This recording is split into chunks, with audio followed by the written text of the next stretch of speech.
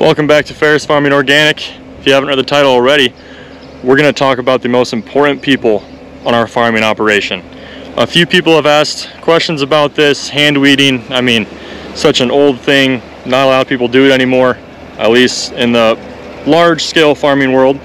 But for us organic guys, it is a very, very crucial part of our farming. I mean, farming practices, our farming ways, however you want to put it. But we're going to take the drone up. We're going to go out in the field. We're going to look at the work they're doing. We're going to look at all the weeds they're getting out and just do a little appreciation video for all the work they do, because man, they do a lot of work.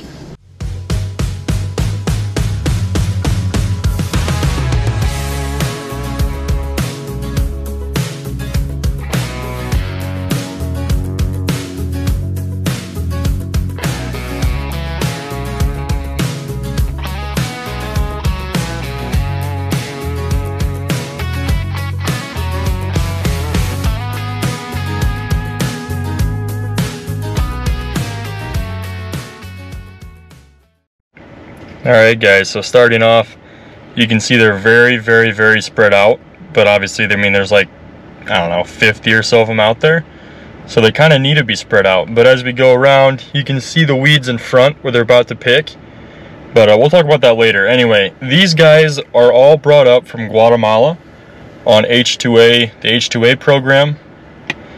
They come up usually the first week in June. Depends how, you know, getting their papers and stuff, getting across, all goes. But they usually get up first week in June.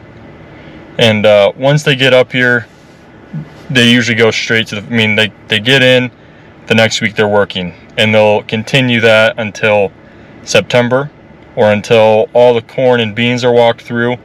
The corn, we will do the end rows if they're bad, like if the sunflowers and stuff like that's poking out, which honestly we do quite a bit. But there are 6 or 8 guys every year that come about 2 months early, usually to pick up rocks in front of the planters and stuff like that, kind of do odd jobs. Since we had the chicken barn project this year in the bin site, they helped with that. So they do more than just pick weeds for us. They are very important. You can see those are the weeds they're going to be getting. There are quite a few skips in this field, which is rather annoying. I've had a lot of that this year, but you can kind of see that's the work. This is the work they've done so far. This whole field is done. Looks super good. I mean, just a phenomenal job what they do. I mean, I'm glad they do it. It just looks great. And also here's Lucas trimming the ditches. All right, so I talked a little bit in that drone footage about kind of where these guys are from, how long they're here for, how we bring them up, all that good stuff. But now we're out in the field. You guys are going to see it up close. You can see all the grass right here in the row. I mean, all those weeds. This crew right here, you can't really see them, but they're going to get all those weeds out. And a big weed I've seen a lot this year, especially in the beans, these button weeds, velvet leaf, whatever you want to call it. Really soft leaves, really soft stalk, and they get pretty deep. I mean, that's a pretty deep root, about 1 foot rooted in. They do pull out really easy though. So what they'll do is they'll lay it in the middle of the row like this. So if we come behind it with a cultivator, we can, you know, cover the weed up, kill it off. But right now it'll be laid in the nice hot sun, so it'll get some extra kill on it before we cover it up. Because I mean, if you just covered it up and it didn't sit out in the sun very long, it just, I mean, had a possibility of just rooting back in. Help these guys out a little bit. Anyway, but that's a big thing. The button weeds, obviously lamb's quarter, all that stuff we've had problems with. And I won't say problems, but it's just something you have to deal with. This grass is very annoying. It can grow, I mean, right in the plant, and this stuff's not easy to get out. I mean, look at that. That's pretty gnarly. Anyway though, we'll probably do one more pass of cultivating on these soybeans. I mean, we're not for sure on that yet. They're not super close to being shaded in, but give it 2 more weeks. Once we start oats, they for sure will be shaded in, and at that point we can't really do anything. But yeah, just like the corn, I mean, once these rows, they fill in, and the sun can't get down here in the middle of the row, doesn't really matter. You can't get a cultivator in. This hand weeding crew can get back in if we need them to. They might have to in a couple fields if they get out of control. But this pass of hand weeding is going to make all the difference right now. Another thing with last pass cultivation in soybeans, we probably won't use the Hiniker as much just because it ridges it up so much. And when we harvest, we use Draper heads or the same heads we use for oat harvest. And so if you have it super rigidy, you're going to be picking up a lot of dirt potentially. And we do not like that. Truth be told, I don't think anybody likes running dirt through their very expensive life-sized combine. But anyway, yeah, probably one more pass of cultivation on this field, possibly another hand weeding pass if they get bad, but that is why I just lost my entire train of thought. Anyway, kind of talking myself in a circle here. It's been a while since I did one of these. So anyway, oats are about 2 weeks out. Pretty sure I already mentioned something about that, but we'll start oats soon. Hopefully find some other videos to do for you guys. Probably grab a video of the last pass of cultivating, but I was gonna maybe interview one of these guys about what they think of America and the work they have to do or want to do. I don't, but my Spanish is not near good enough to do that. So we're gonna go back to the farm and make ourselves useful instead of just walking around with a camera and all these guys are thinking, what is this idiot doing carrying around a little camera, flying a drone around our heads? They probably didn't like that very much, but I really wanted to show you guys this part of our operation because to me it's the most important. I know my brothers and my dad would agree, and probably the employees. It is the most important part of our operation. I mean, the cultivators can't get it, those weeds they're getting, and the work they do. I know I already mentioned it. You could not find 50 Americans, shoot, even 100 American kids, even anybody, 100 Americans probably, to do the quality of job that they do as efficient as they do it.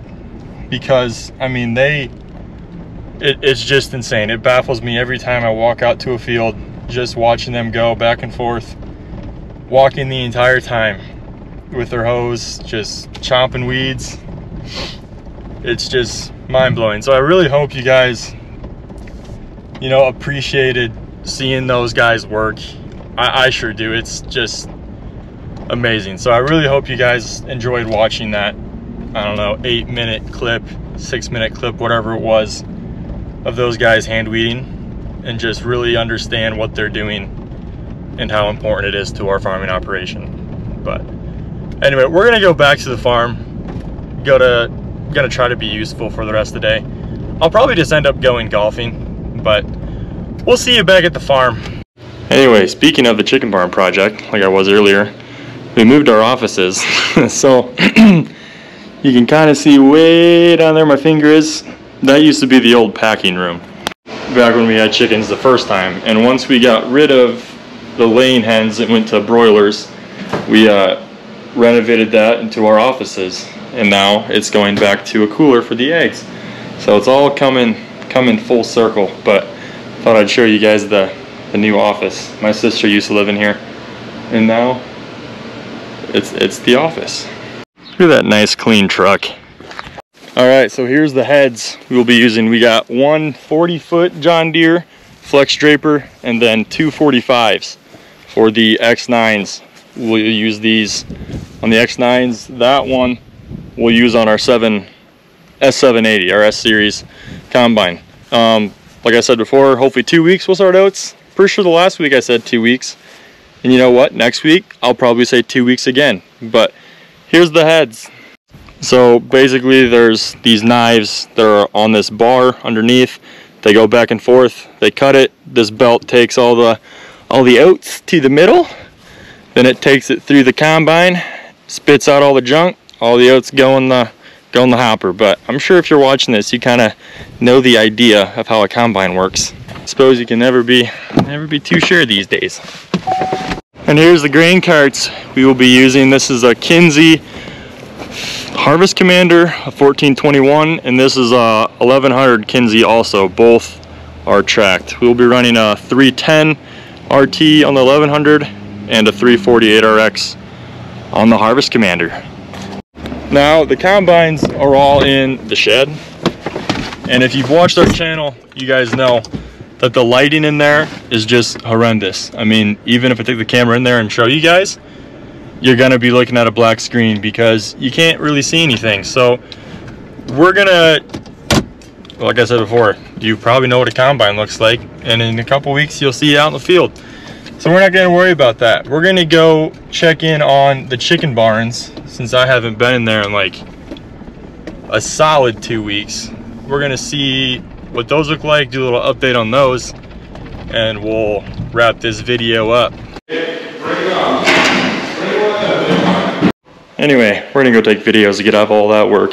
So this will be the packing room. We'll have to knock down those 2 walls right there and then make that a cooler again. We're gonna have to get rid of our break room, I think. We're gonna have to move that. Well, actually, that'll probably be a sanitizing station, possibly. Anyway, here's what the packer we're gonna be. Anyway, here's the pre-chicken cages right here. Obviously, they're not fully complete, but these go for, I don't know, what, 400 feet? Something crazy. Anyway, these used to be like cool cells for the broilers. It would blow cold air through, but this is a little bit overwhelming. Last time I was in here, these were completely empty. Like that barn, you can see there's nothing in it yet. They just gutted it. I think they're laying down stuff, but yeah, so underneath, you know, I'll just go down and show you guys. Also, there's our pond.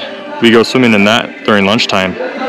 Probably gonna get copyrighted for the music, but here's what the basement looks like. They're gonna take out that middle, I'm pretty sure, and they'll have cages going all the way up. Someday I'll do a more detailed video on the chicken barns, but that's gonna have to do for today. Anyway, so a few more things on the Guatemalans. I forget what I was gonna even say about them. I think I covered them pretty well. If you have any more questions on them, like that crew and stuff, just comment and I will try to answer them. Anywho, I want to thank you guys for watching today's video. I hope you enjoy learning about our hand weeding crew and just how important they are to our operation, how good of a job they do. I mean, it's just insane. And how much they mean to our operation. I think I just said that, but it's the most important job. I mean, it really is. They get the weeds that we can't get with our machines, and you can't beat how good they are at it. I mean, I'd put them up against any hand weeding crew out there. But anyway, if you guys have any questions about the crew, want to see more before and after pictures, I can go grab some quick. But just comment any questions you have, and we'll catch you in the next one.